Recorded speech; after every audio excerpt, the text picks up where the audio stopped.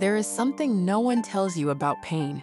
If you don't transform it, you become a prisoner of it.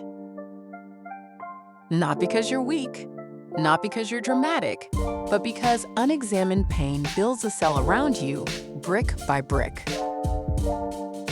And the wild part? You can decorate that cell. You can call it moving on. You can call it I'm fine. But if it still controls your decisions, your fears, your identity, you're not free. My release has been gradual. There wasn't some dramatic breakthrough moment where the heavens opened and I was healed.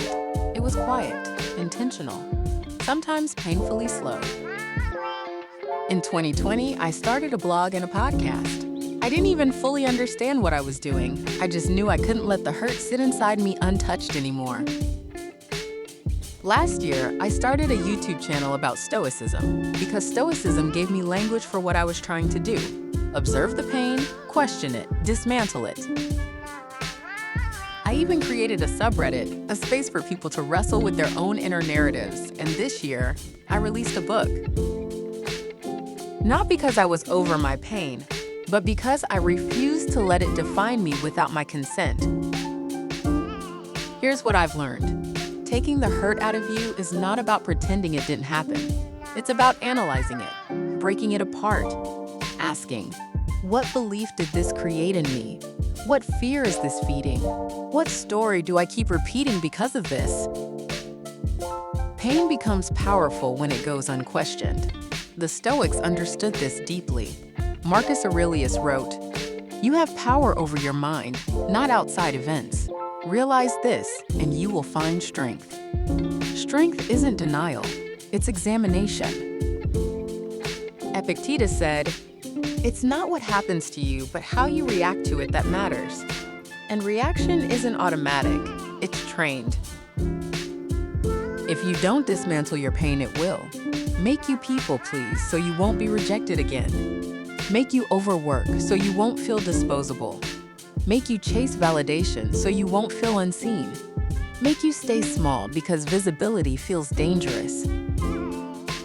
Unhealed pain whispers survival strategies that eventually become prisons. And the longer you live inside those strategies, the more normal the cage feels. My release didn't happen overnight. It happened every time I chose expression over suppression. Every time I wrote instead of stewed. Every time I spoke instead of swallowed it. Every time I turned analysis into action. Pain is energy.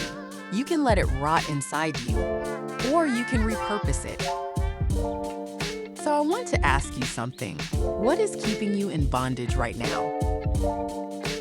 Is it resentment? Fear of instability? A betrayal you never processed? A version of yourself you're still trying to outrun? What story are you still living inside?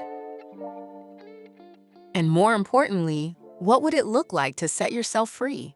Would you write, speak, create, forgive, build something from it? Freedom doesn't mean it didn't hurt. Freedom means it no longer runs you. Turning pain into purpose isn't about becoming inspirational. It's about becoming sovereign. It's about reclaiming the narrative.